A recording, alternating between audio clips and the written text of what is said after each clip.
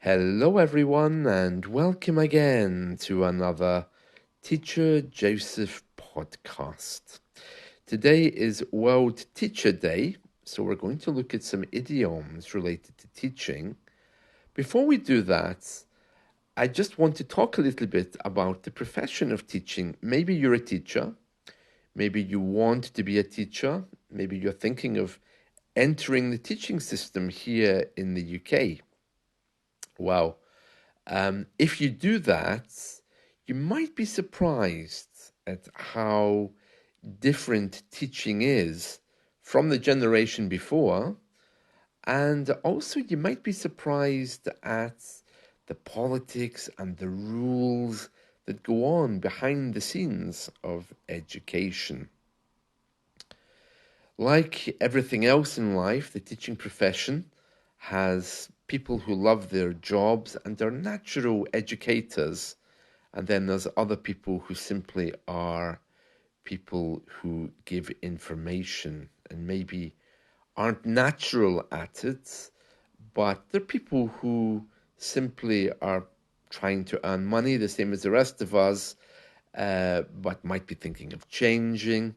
Apparently, many teachers leave the teaching profession every year. And I think if you work with kids here, it's understandable because kids here now are very badly behaved. It's a very stressful job because you're expected to control them, educate them, but you're not allowed to physically punish them. Punishment is something which, of course, you can't do physically anymore. And so you can't even ask them to leave the classroom because they can just refuse to go. So the role of a teacher working with children is increasingly difficult. And now teachers here are beginning to demand extra security. Some teachers are saying, well, if a student hurts me, I'm not allowed to do anything except call the police or call security or approach another teacher. Some teachers are saying, well, we want to have some kind of protection, like a security guard in every classroom. And in some areas, that's became necessary. So you can hear there that teaching with kids isn't fun, and teaching with adults in some areas isn't much better.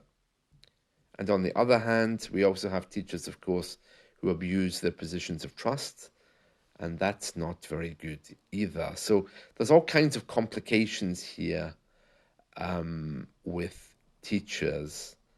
I'm not sure exactly how that works in your country. Some countries, the teacher is very well respected, and it's one of those jobs which automatically earns you respect. Here, that's not the case. It was, I mean, when I was growing up, female teachers were not expected to marry. It was expected that they would give their whole lives to their job. There was no rule that said that. It was more of a cultural thing. I think it probably came from the days of the first educators, because the first school systems here were operated by the church, and priests, monks, and nuns, of course, they couldn't marry. So there was some tradition there. As far as I'm aware, they weren't allowed to marry up until the early 1900s, and then the law was changed. But many people I knew who were teachers when I was younger, they chose not to marry. It was just like a deliberate thing. Yeah, that was always quite sad, and I've met a few of them around here, teachers that taught me, and there's still quite a few teachers here that don't marry. Um, I've came across them, and there's something kind of nice and uh, beautiful about them because they haven't married. They seem to be very innocent, but on the other hand, when they get older, they have no family to look after them. They have no support. and they often die without anyone remembering who they are. That I think is tragic. But well, I'm pleased to say that newer teachers now, young people who enter the profession, they don't have any ideas about that. You know, for them, it's perfectly okay to be a teacher and at the same time to be living with your girlfriend or boyfriend. Although some schools put restrictions on that. Some religious schools ask you to follow a religious code. And if you're a teacher in one of those, if you live with your boyfriend or girlfriend, you'll get fired because they expect you to uphold the standards of the faith. So that I think is a little bit troubling for some of the younger people entering the profession. But when I became a teacher, uh, there was a standard there. It was a high standard. And I think by creating World Teachers' Day, they're trying to maintain that standard. One of the reasons why it was created is that there would be a standard for teachers to reach. I'm not sure how many teachers take that seriously, but that that certainly was one of the reasons why it was created. One of the biggest issues facing teachers these days, face-to-face teachers, is security because teachers are often placed in classes with kids that they feel are threatening or have threatening behaviors. And teachers here are now demanding more security.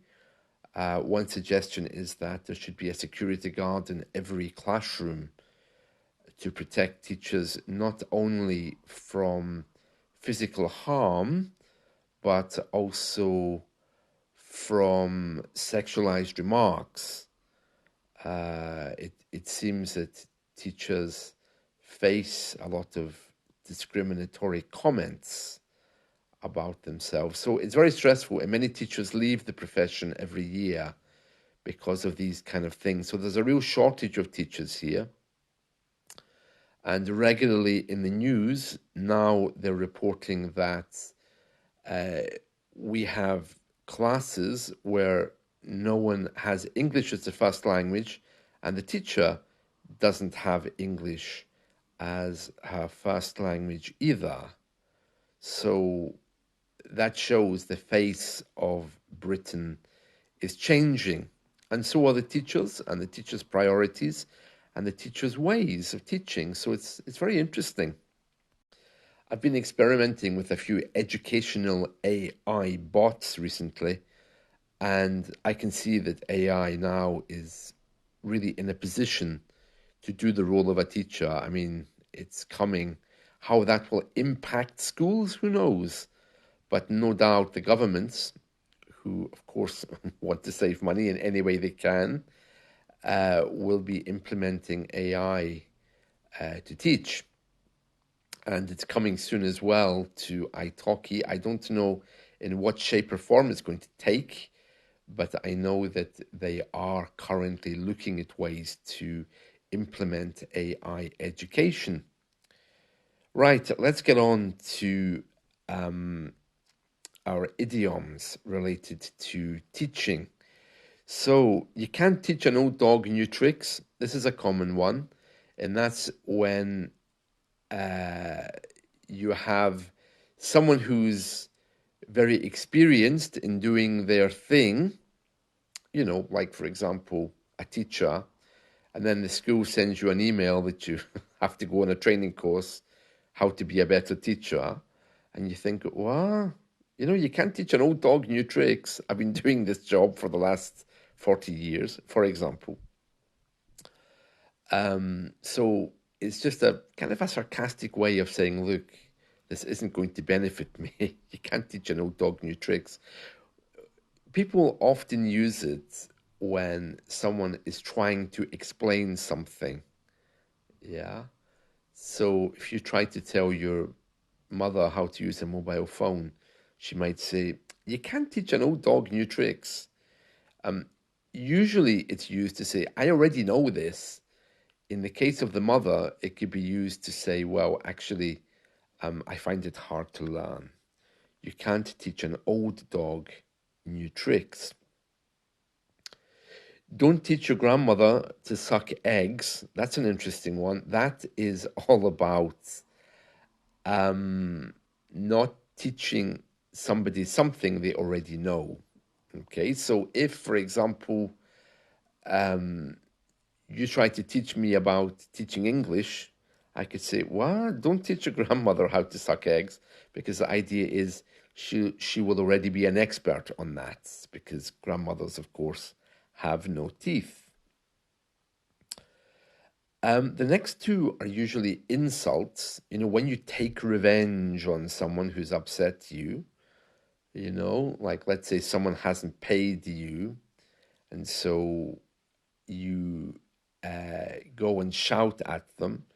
You might say to your friend, "Well, that'll teach them. That'll teach them." It means that'll teach them not to do that in the future, you know?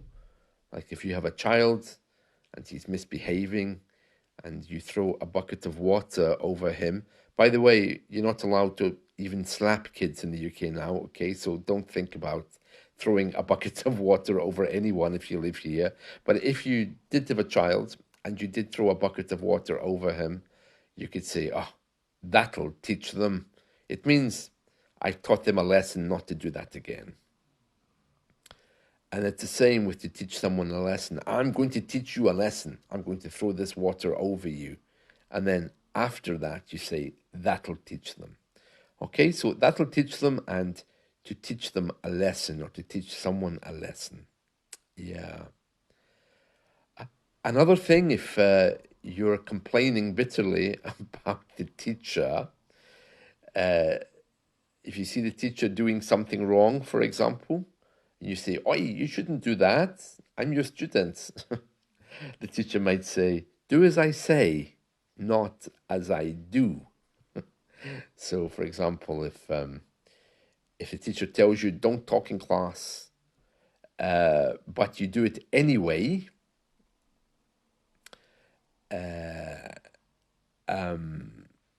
that's maybe one good example, okay? Because if the teacher is going to talk, then you might say to the teacher, "Well, how come you're allowed to talk and I'm not?" The teacher might say, "Yeah, do as I say, not as I do." Yeah. Uh, One other one, which is very interesting, is "take it from me." Okay, so that means simply trust me, believe me. Okay, so for example, if I'm telling you something which is a little bit unbelievable. "Oh, I saw Freddie in the car park last night having a fight with someone." And the other person says, "No, really?" You can say, "Yeah, take it from me. It's the truth. Take it from me." It's very common, this. You can use it in many different ways. I mean, you can add it to many conversations. The actual words remain the same. So you can use it with anything. "It's going to pour tomorrow. Take it from me." Yeah, take your umbrella with you. "Take it from me" is probably the most popular of all of these idioms that I've mentioned so far. Take it from me. Okay, so you can add it to anything where you want someone to trust you. It's a synonym of "trust me" or "believe me." Believe me, it's going to rain tomorrow. Take it from me, it's going to rain tomorrow. Very, very common, that. I'd recommend that you use it because it's very easy to use. Take it from me.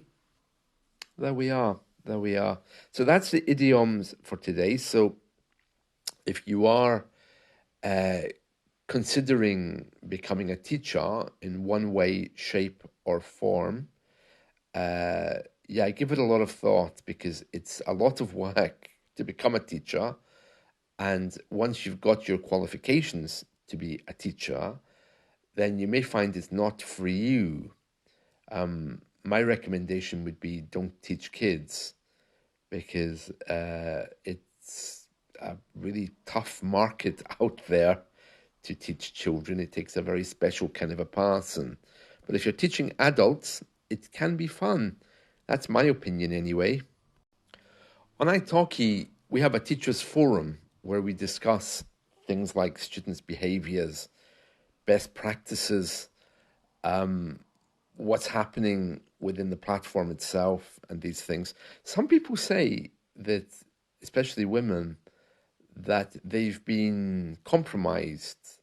They've had students appearing perhaps who've made unsuitable remarks to them, or whose behavior hasn't really been very respectful of women generally. I've never had that. I've never had any problems with those kind of things. Maybe because I'm older, or maybe because I don't tolerate it. I don't know. But if you are having lessons with a teacher, just remember that we are human.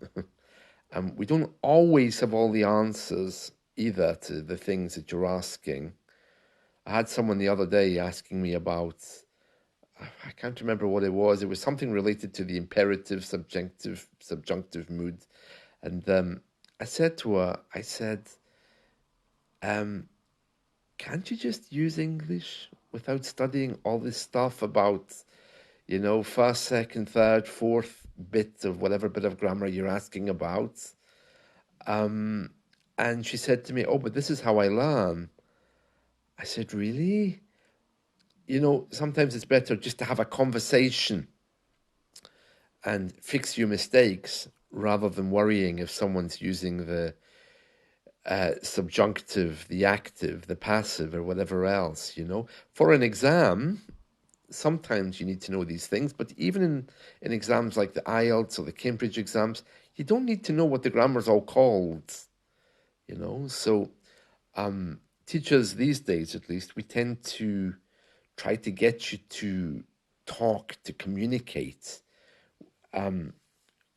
We're kind of trained to move away from theory. We try to empower you with conversations, So we don't always have all of the answers if you come with a particular grammatical or linguistic question, but we do try. We do our best. That's it from me. See you soon. Bye.